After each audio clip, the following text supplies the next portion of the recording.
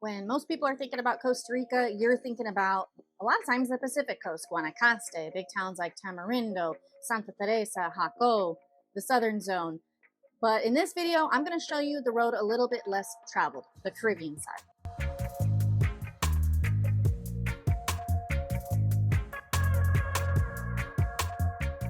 So today I'm going to show you highlights of that trip and also what you could expect if you actually plan to live in any of these places.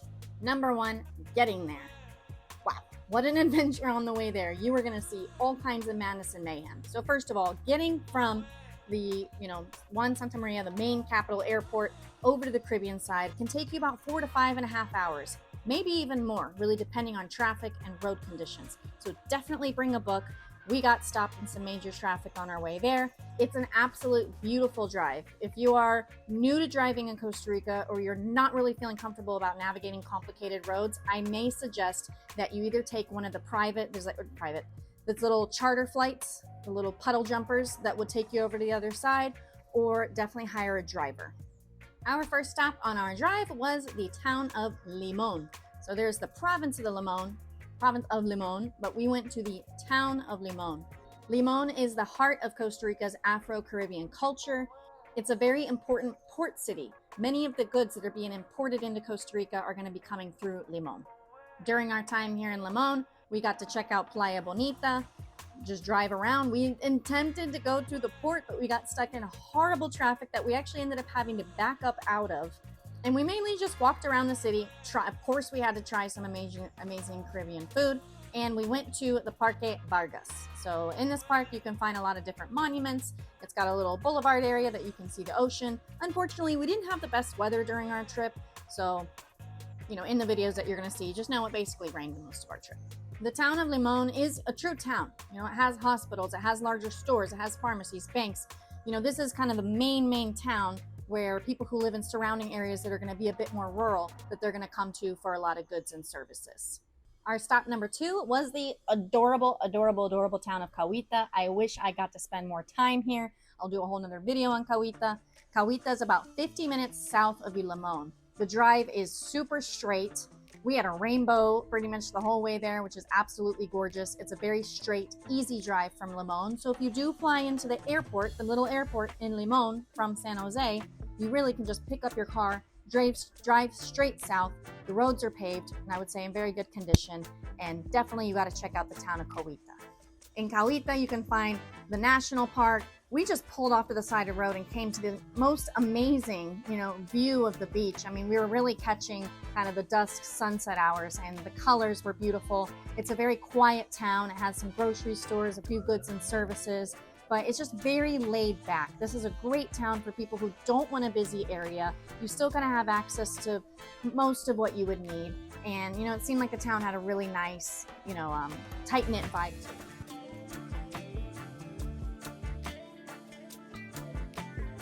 And I would say if you're looking for a slightly less developed pace than Limon or Puerto Viejo, some of the other more popular towns, Cahuita is a great option.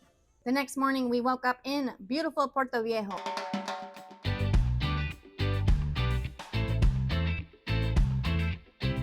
As you can see, it was raining again. The locals told me the best months to come are during October and April. That's when you can expect the sunnier months on the Caribbean side. So just note that the Caribbean side does have a longer rainy season. I do think that the rain that we experienced was a bit unusual, but again, we still really enjoyed our time. We didn't let us damper our day. And so when talking about Puerto Viejo, wow, what an amazing town, an amazing, hub. You really feel like you're just, I don't know, maybe an old school Costa Rica, maybe how the rest of Costa Rica used to be back in the day. It's very rustic. It's very unique. It has a lot more restaurants than I remember the last time I was there. You'll find restaurants, nightlife, definitely, yoga culture, surfer culture. Wow, the waves were pretty intense when we were over there. Very bike friendly. What I would have loved to do during this trip, which I saw a lot of other people doing, was just renting a bike and going all up and down the coast. A lot of people getting around on bikes. You have your little tuk-tuk taxi drivers. I would say it was very busy. It was very busy over there. There was a lot of tourists. I imagine there's a lot of people over there who do live there long term. And I really thought that the grocery store options were great. There was, gyms, cafes, but also just a very laid-back lifestyle. So it's a town where I feel like you can find a lot of what you do need, and I think it attracts a unique type of person who doesn't really mind that very long drive, who really wants to be kind of out there in the wild in a sense. It definitely seemed to have quite a bit of a social, bustling lifestyle. Probably attracts a lot of young expats. I saw one private school I was there, so us personally, we haven't moved a bunch of families over there. We've had a few. I would say this is still the area that's less traveled in terms of relocation for us as a company, but still, I mean, I think the people who choose this area, they're choosing it for their own unique reasons, and they're heavily rewarded, for their choices, because it's absolutely gorgeous. All right, the next beaches that we were exploring were Cocles, Puerto Uva, Manzanillo. We actually stayed near Cocles. So in this area, I noticed a lot of either foreign travelers or people that were living there, lots of cute cafes, restaurants, some larger grocery stores I even saw that looked really nice. The beach during sunset time, so remember we're on the Caribbean side, so you're not getting a sunset over the water, but lots of people hanging out on the beach, playing volleyball. It just really had a very lively vibe, people riding around on their bikes. And what I really loved, we actually stayed in this area, is you have all these little side roads that go into the jungle, and there's some roads back in there, and then that's where most of the people are going to live. They have their properties, there's Airbnbs, and it's very jungly, very, very humid, very rainforest. So when you're thinking of like a rainforest, wow, but very tranquil, very peaceful, definitely has that social aspect, has a lot of the basics that you would need of someone living there, and very, very close to Puerto Viejo. We also made a little stop in Playa Chiquita. This was a really, kind of an unplanned stop, just kind of pulled over on the side of the road, popped in, went to see what we could see, and I had a moment where, we were walking down the beach, and I could have sworn I saw a crocodile. I could have sworn I saw this crocodile, and I was like, I gotta go tell the others. So rather than taking a video of it, I ran back to tell the others, wanted to show them the crocodile. Here in this video, I'm very convinced that there's a crocodile right there, but it was just a log. But I swear there was one before. Now I feel like I'm going crazy. I feel like I saw a crocodile and it just left when the tide came in. But really amazing beach. The sand color is really unique. Again, we were here, it was pretty rainy, so the waves were a little bit choppy. We weren't going swimming. But wow, the nature, absolutely incredible. The next beach stop, Punta Uva.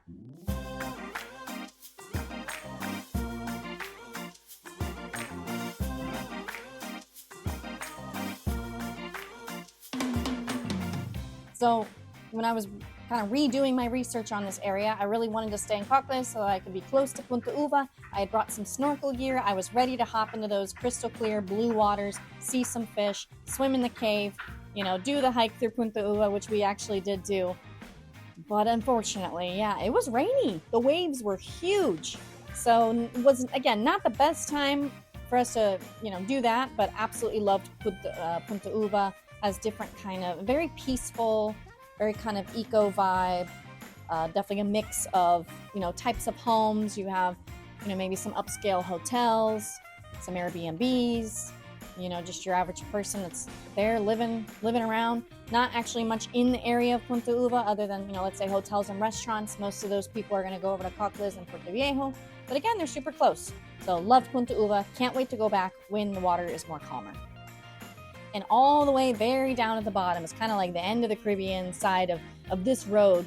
You're going to reach Manzanillo. This is really the end of the road. You're going to reach Manzanillo. This is a great area if you want peace and quiet. We have some clients who live in Manzanillo. I'll ask them, hey, how's it going over there? They tell me that they're watching the boat. I guess there's a boat out there that's sunk that I saw. And, it's great if you really like peace, quiet, neighborhood, community, nature. There's hiking. There's a great hike to do down there in Manzanillo. And so, no, absolutely love Manzanillo too. Very quiet. But again, if you need more of your goods and services, and most things that you'll need are going to be over in Puerto Viejo. Some of the food and kind of favorite things that we did. Honestly, when I travel, my favorite thing to do is just walk around. I just like walking around the town, getting a vibe for the people, kind of seeing whichever direction life takes me when I'm exploring a particular area. So we just really did a lot of walking around in these areas, exploring the beach, doing some of the hikes. Now for the food, I really wanted to try that, that Caribbean cuisine. Everyone's always telling me about the pollo caribeño, the Caribbean chicken dishes. They use more coconut. Loved the food. They have rice and beans. So it's not just rice and beans. It's an actual dish called rice and beans that's very traditional for over there. So definitely enjoyed the traditional food. Had a hard time finding my favorite chili guados. If any of you know, that's my favorite drink. But we ate out about once a day during the trip. The rest we kind of just had in the Airbnb there. So if you go over to the Caribbean side, you're gonna find amazing food, different varieties of restaurants. I mean, we ended up getting another traditional kind of empanada called pati. That was great breakfast one morning. Or you can go, there's other upscale restaurants, or I think there's a little bit of something for everybody over there in terms of cuisine. We actually got to eat right on the beach one night. It was super, super amazing. Lots of fresh seafood, lots of fresh fruits. So if you're looking for fresh seafood, fresh fruits, amazing cuisine, the Caribbean side definitely did not disappoint. So if you are planning a trip to Costa Rica or planning a move, it's definitely worth checking out the Caribbean side. And, it really does offer a different kind of lifestyle, a different culture, a different vibe, than the rest of the country. It's very unique. A lot of people are attracted to the area for the culture, the nature, and just the overall, relaxed atmosphere that's offered over in the Caribbean. All right, well, let me know in the comments, if you had to pick a town that you would potentially live in on the Caribbean, which would it be? Make sure to like, comment, and subscribe, and I'll see you all in the next video.